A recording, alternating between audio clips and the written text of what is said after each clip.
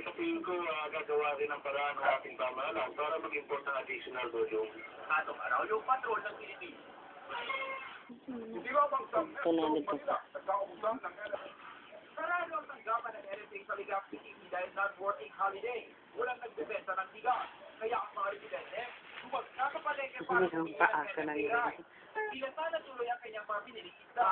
Kaya kainis magpila, kailangan na pa magpakahirap. Paano pag dumating na ng bahay, tatay, anong oras kayo kakain? Dahil sa dami ng mga bumibili, nag-isip na ang mga tindahan sa palengke. Sige, 1 kilong bigas lang ang binibenta sa mga mamimili. At parang hindi makaulit, pinapataka ng indelible sheet ang kanilang kuko. Kaya si Aling Marlin, napilitan na lang bumili ng dagdag na 1 kilong commercial rice. Ulam, dahil siyang pamingit sa taon. Halos malugi-tuloy ang mga nagbibenta ng commercial rice. Hello? Para si Aling Yolanda Lorenzana, wala na siyang benta, inakawan pa, Ang sipon. Nabibilhan.